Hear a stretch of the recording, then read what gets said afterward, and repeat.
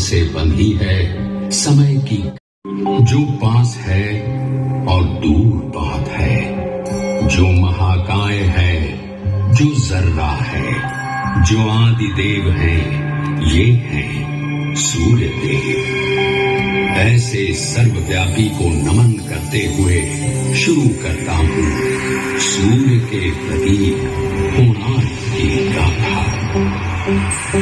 कोणार्क का सूर्य मंदिर सिर्फ एक मंदिर नहीं है, ये जीवन दर्शन है, ओडिशा के भक्ति मानस का प्रतीक है, कला का एक नायाब नमूना है।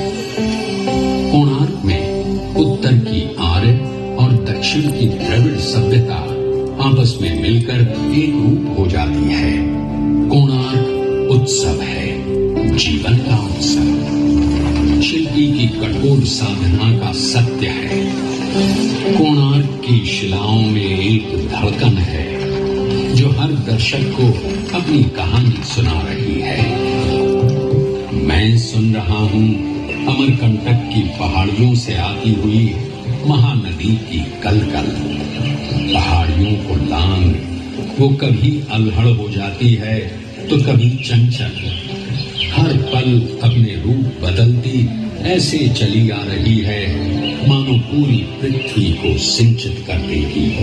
तभी शिला से टकराती है और फैल जाती है विभिन्न दिशाओं में। कोई पुकारता है चित्रोत्पला तो कोई महानदी। इसकी शाखाओं के नाम हैं चंद्रभागा और प्राची। इसी नदी के तट पर बसे हैं कई नगर और कई जनपद। इन्हीं में से एक है कोणार्क।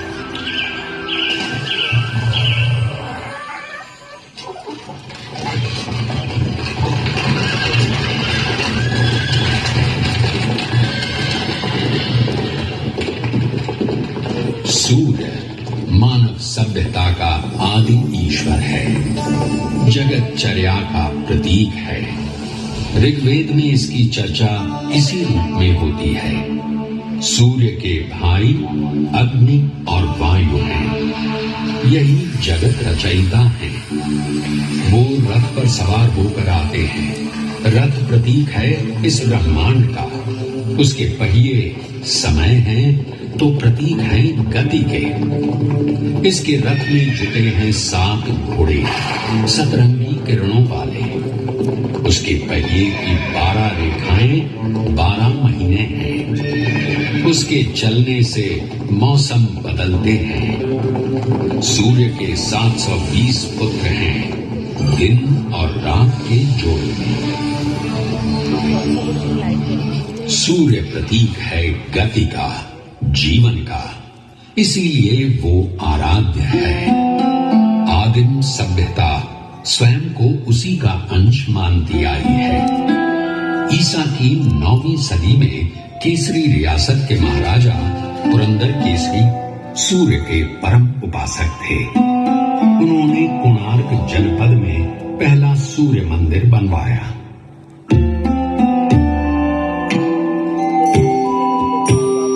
12वीं सदी में ओडिशा का केसरी साम्राज्य दक्षिण के गंग साम्राज्य के अधीन आ गया। इसी साम्राज्य के महाराजा अनंग भीम तृतीय ने जगन्नाथ मंदिर का निर्माण पूरा कराया, जिसकी शुरुआत अनंत वर्मन चोड़गंग देव ने की थी। कहते हैं अनंग भीम तृतीय ने संतान थे। पुत्र प्राप्ति के लिए उन्होंने उसी मंदिर में सूर्य की उपासना की, जिसका निर्माण केसरी साम्राज्य के महाराज पुरंदर केसरी ने कराया था। उपासना सफल हुई और नरसिंह देव प्रथम का जन्म हुआ।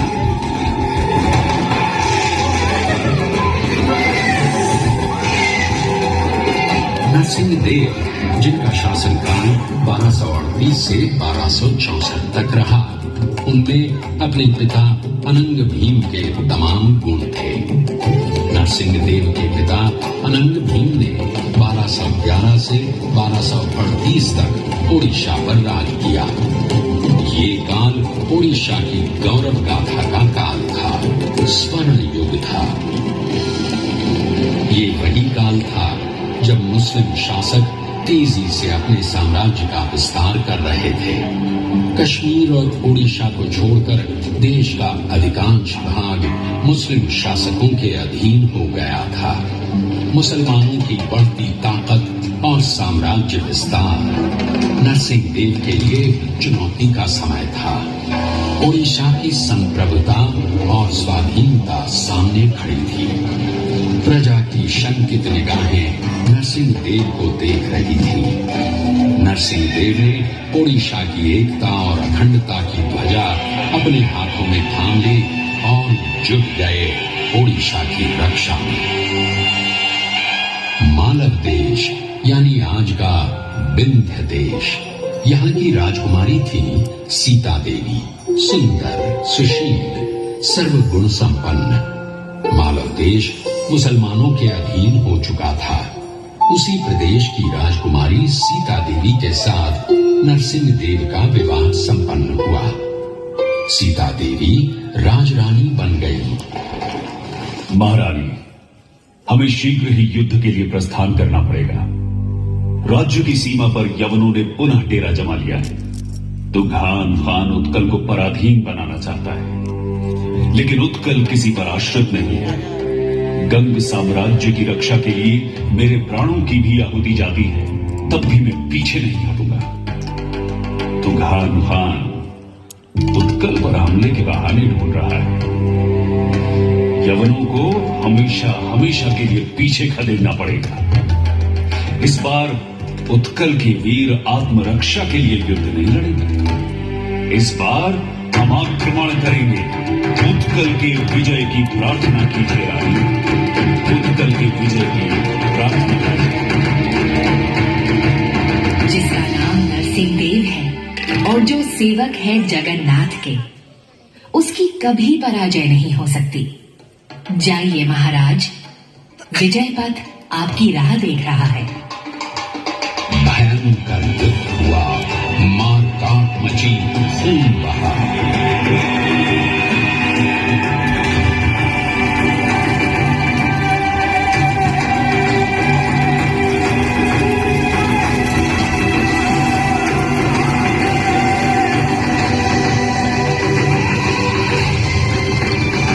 नरसिंह देव की वीरता और पाइक वीरों के युद्ध कौशल के आगे तुगान खान की पराजय निश्चित थी। तुगान खान का सेनापति करीमुद्दीन नागरी मारा गया। ओडिशा अगले 300 से भी अधिक वर्षों के लिए स्वतंत्र हो गया था। सन 1568 में अकबर के काल से पहले तक उसे पूरी तरह कभी पराधीन नहीं बनाया जा सका। लखनऊ की विजय उत्सव और उल्लास लेकर आई, लेकिन नरसिंह देव का मन विचलित था। अशांत नरसिंह देव की बेचैनी उनकी पत्नी सीता देवी को चिंतित कर रही थी। विजय की माला गले में धारण करने वाले महाराज, अब तो प्रदेश पहले की अपेक्षा अधिक शांत है। आपका यश आपके आगे चलता है, फिर भी आप चिंतित हैं। सूर्यमुख कलांत क्यों है महाराज? देवी, मैं युद्ध लड़ रहा हूं मातृभूमि की रक्षा के लिए, उसकी स्वाधीनता को बनाए रखने के लिए, लेकिन मन अशांत है। युद्ध लड़ना और राष्ट्र को संरक्षित रखना मात्र यही राजधर्म है। युद्ध लड़कर भूमि को तो सुरक्षित रखा जा सकता है, लेकिन उसकी पहचान, उसकी परंपरा, उसकी संस्कृति को सुरक्षित नहीं रखा जा सकता। संस्कृति की रक्षा भी तो राजधर्म ही है। उसके बिना ये राज्य, उसकी भूखंड और उसकी सीमा का अर्थ ही क्या रह जाता है? महाराज, केसरी वंश के राजा पुरंदर ने एक छोटा सा सूर्य मंदिर बनवाया था। आपके पूर्वज भी वहीं पूजा अर्चना करते आए हैं। कोणार्क के उसी सूर्य मंदिर में आपकी माता ने भी पुत्र प्राप्ति के लिए उपासना की और आपका जन्म हुआ। आज वो मंदिर जीर्ण अवस्था में पड़ा हुआ है महाराज। आपकी माता ने वहां भव्य मंदिर बनवाने की कामना की थी। आप उनकी मनौती पूरी करें। शायद कला संस्कृति के विषय में आपकी सोच का आरंभ यहीं से हो। अद्भुत! इससे सुंदर और क्या हो सकता है देवी? शीघ्र ही निर्माण कार्य शुरू करना होगा।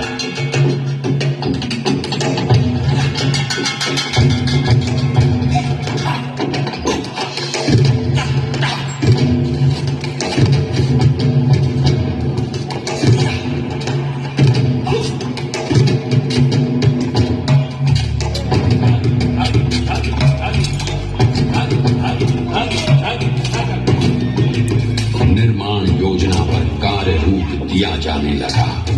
मंत्रियों और शिल्पियों के साथ सलाह मशवरा शुरू हो गया। ओडिशा के वास्तुकार मंदिर निर्माण में सिद्ध थे।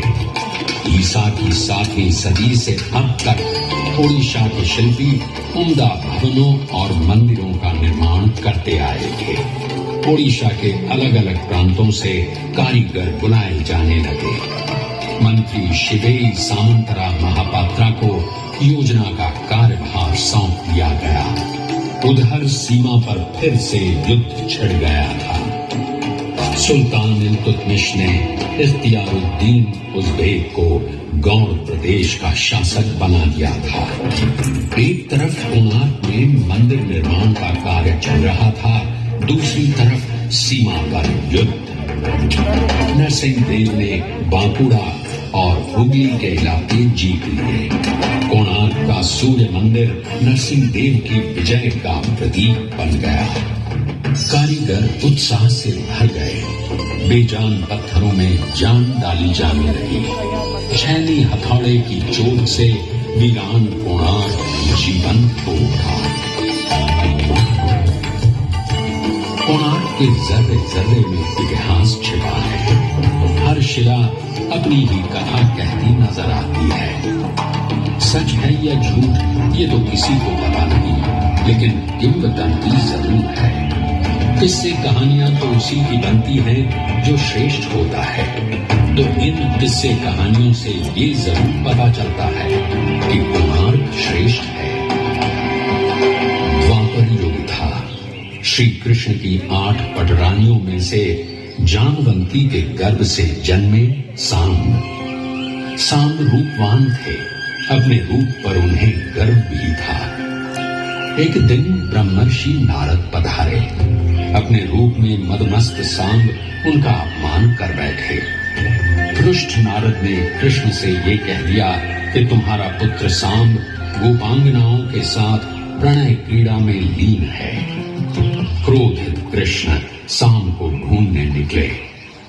इधर नारद ने सांब से कहा, पुत्र, तुम्हारे पिता रैवतक पर्वत पर तुम्हारी प्रतीक्षा कर रहे हैं। पिता को प्रतीक्षारत जान सांब तीव्र गति से रैवतक पर्वत की ओर भागे।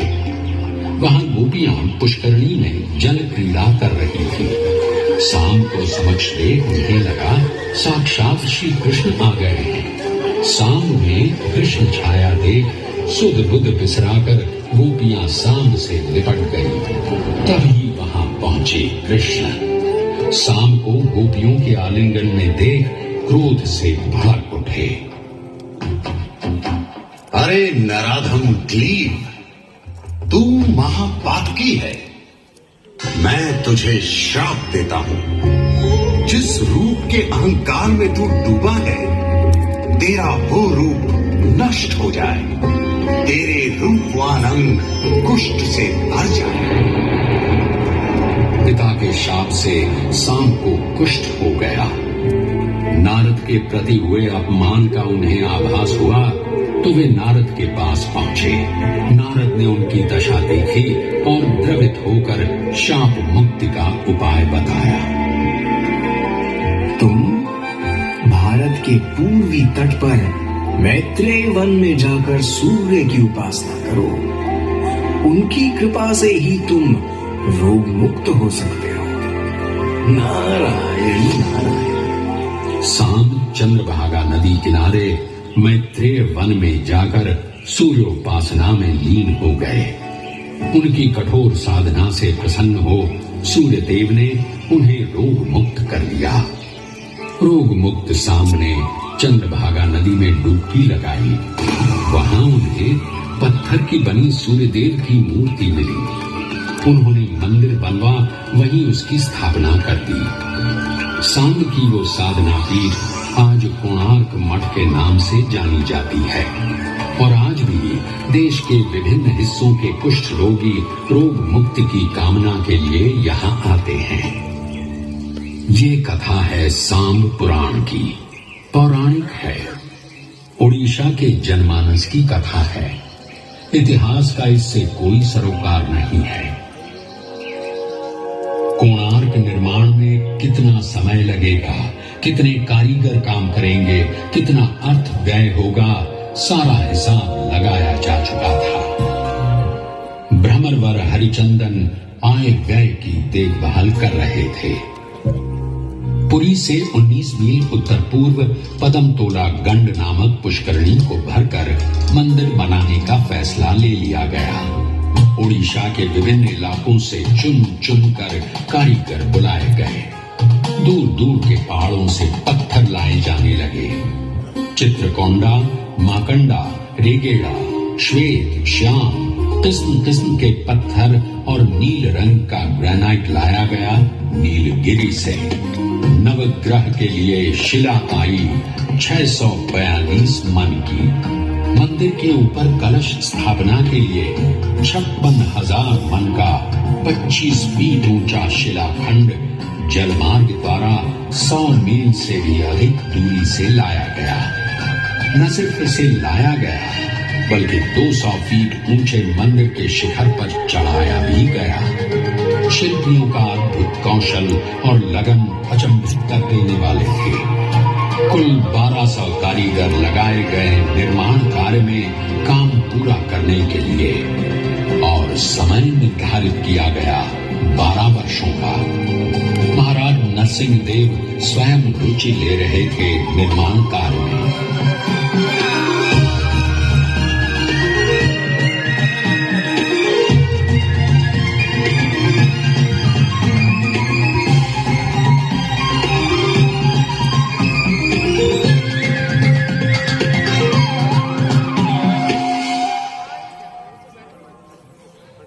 कोणार्क मंदिर की योजना और निर्माण प्राचीन वास्तुशास्त्र शिल्प सारिणी के आधार पर किया गया था।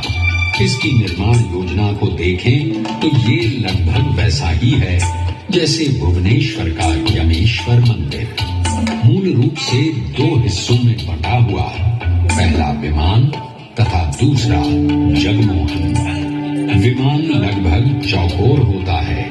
कोणार्क ठीक इसी रूप में बना है। केंद्रीय मंदिर रथ की आकृति में बना है। सूरज के 7 घोड़ों द्वारा खींचे जा रहे विमान और जगमोहन दोनों एक ही पीठ पर संयुक्त रूप से बने हुए रथ का सा आभास पैदा करते हैं। सूर्य रथ में 24 पहिए हैं और 7 दिनों के प्रतीक देते 7 घोड़े रथ को खींचते नजर आते हैं।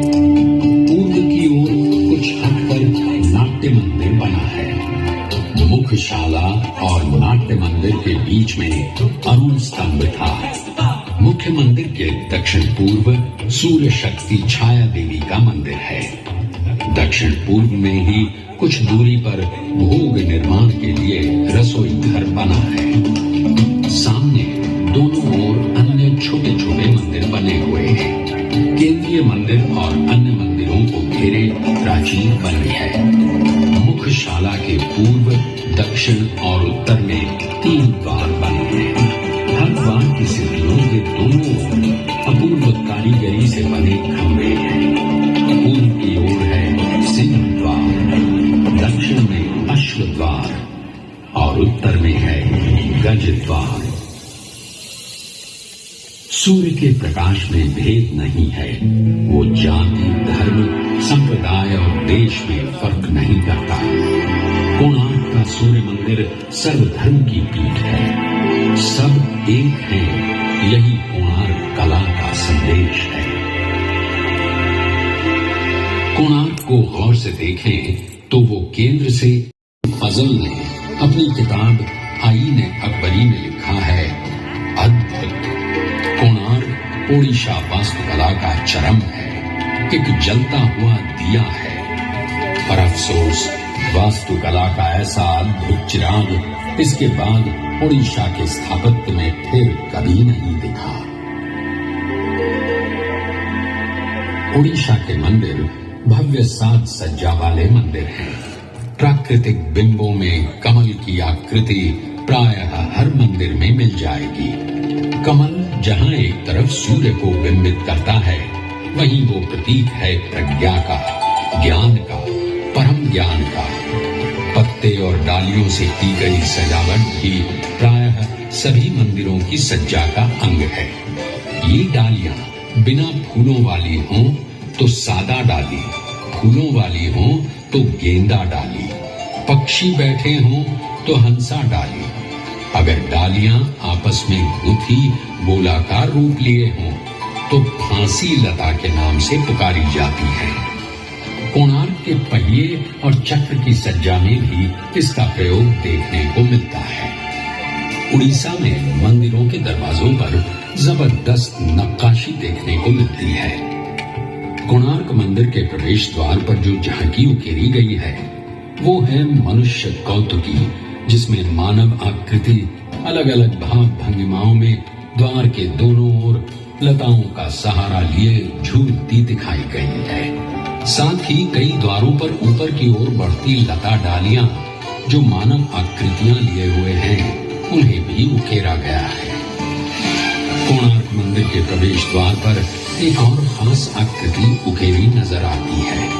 वो है आपस में गुथी नाग नागिन की आकृति, जिसे अहिबंद या नागबंद के नाम से जानते हैं। उड़ीसा के मंदिरों की यह साज सज्जा सिर्फ क्षैतिज या लंबवत आकार में ही नहीं है, बल्कि गोलाकार सतहों पर भी नजर आती है, जैसे कोणार्क चक्र और तोरण द्वार।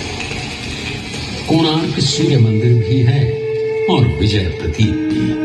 कोणार्क के शिल्प में जहां एक तरफ युद्ध के दृश्य हैं, वहीं ताकत से भरपूर घोड़े और हाथी भी हैं।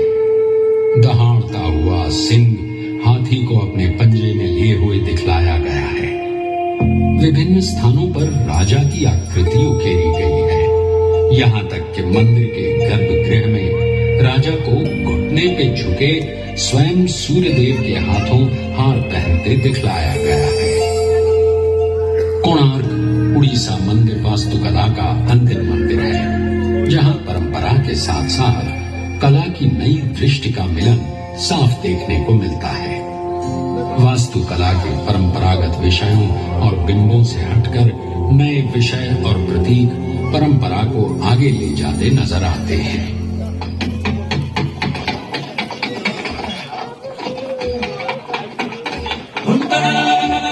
जनपद के महान शिल्पी विष्णु महाराणा प्रणाम स्वीकार करें।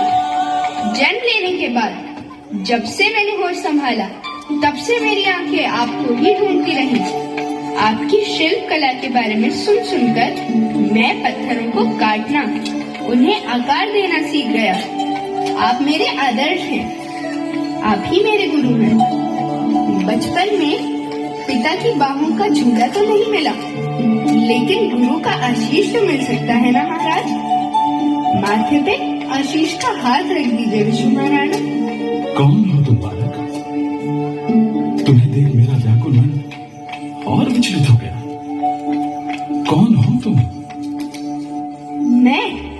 मैं वो भाग्यहीन बालक हूँ महाराज, जिसे आप जन्म से पहले ही अनाथ हो जल कार्य के लिए निकल गए।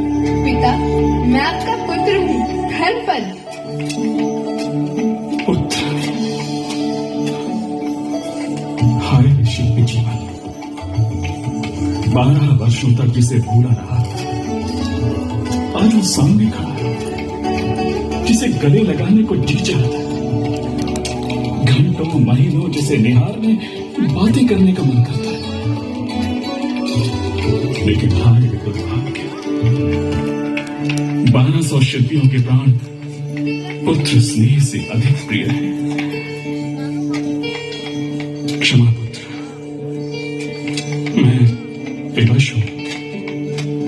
ये दधिनौती नहीं लगा तो शिल्पियों के प्राण चले जाएंगे। अभी तुम जाओ, बाद में मिलूंगा जब काम समाप्त हो जाएगा। ये काम तो अभी के अभी समाप्त किया जा सकता है। ये दधिनौती शिखर पे चढ़ाना कौन सा मुश्किल काम है। मैं आपका पुत्र हूँ महाराज, बस आशीर्वाद दीजिए। अचंभित पिता मुंह खोले देखते रह गए। धर्मपद जुट गया।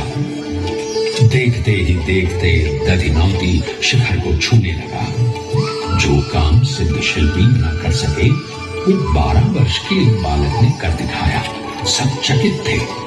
काम पूरा हो जाने का उत्साह था, वहीं एक 12 वर्ष के बालक से हार जाने की ग्लानि भी। शिल्पियों के दल में बातें शुरू हो गईं। अगर महाराजा को इस बात का पता चला तो सबकी बदनामी होगी। हमारी कला, हमारी कारीगरी से लोगों का भरोसा उठ जाएगा। बात धर्मपद के कान में पड़ी।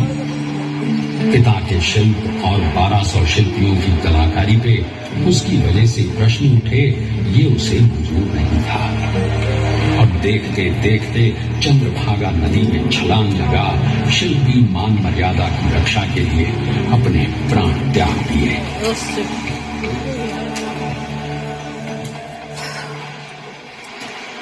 ये किस्सा है या सच पता नहीं, लेकिन शिल्पी का शिल्प के प्रति सम्मान और आस्था को अवश्य दिखलाता है। 1200 शिल्पियों की 12 वर्षों की अनथक साधना के बाद कोणार्क का अद्वितीय सूर्य मंदिर बनकर तैयार हुआ। राजा नरसिंह देव की कामना ने आकार रूप ग्रहण किया। इसके बनने के उपलक्ष्य में जबरदस्त समारोह का आयोजन किया गया।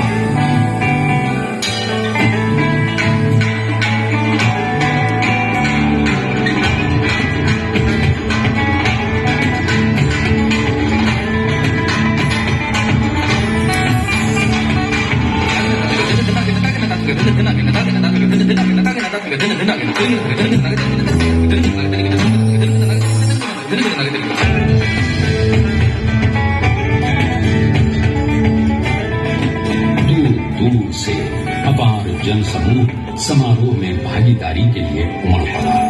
नृत्य, नाट्य, गायन वादन के साथ सूर्य के मंत्रोच्चार से कोणार्क गुंजायमान हो गया। पूरे 1 महीने तक पूजा अर्चना चलती रही।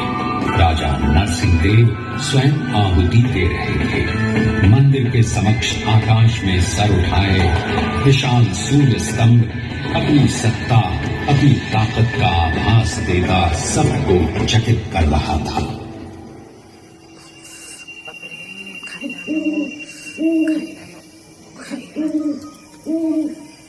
13वीं शताब्दी के मध्य में बना हिंदू वास्तुकला का ये नायाब नमूना कैसे और कब अपनी चमक खो बैठा, एक बियाबान जंगल में दब गया, इसकी ठीक जानकारी नहीं मिलती है। पद्म क्षेत्र देवला कर्मांगी के ताड़पत्र के अंतिम हिस्से में कहा गया है, वर्षों तक पद्म क्षेत्र में मेरे द्वारा बताई नीति से सेवकों ने सूर्य की आराधना नहीं की। परिणाम स्वरूप सूर्य देव इस मंदिर को छोड़ चले गए। हालांकि ये बात कब लिखी गई इसकी जानकारी नहीं मिलती, इसलिए इसे भी साक्ष्य रूप में नहीं माना जा सकता। कोणार्क में घूमते गाइड आपको अक्सर बताएंगे कि इसके विध्वंस की वजह और कुछ नहीं बल्कि महान नाविक क्रिस्टोफर कोलंबस की कारस्तानी थी। प्रचलित है कि मुख्यशाला के ऊपर एक विशाल चुंबक स्थापित था, जिसका चुंबकीय क्षेत्र इतना अधिक शक्तिशाली था कि वो सुदूर समुद्र में नौ संचालन में बाधा उत्पन्न करता था। कोलंबस जैसे महान नाविक को ये भला कैसे रास आता, तो उसने इसे उखाड़ फेंकवाया। कहते हैं कि चुंबक के हटते ही मुख्यशाला चरमरा के गिर पड़ी।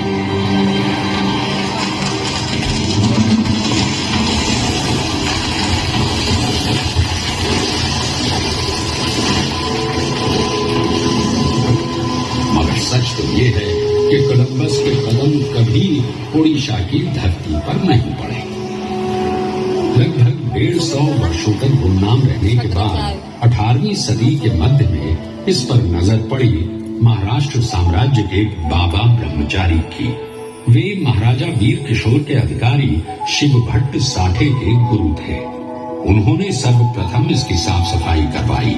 फिर 1824 में एक अंग्रेज अफसर एंड्रू स्टर्लिंग ने इसका अध्ययन किया और इसके रेखा चित्र प्रकाशित किए।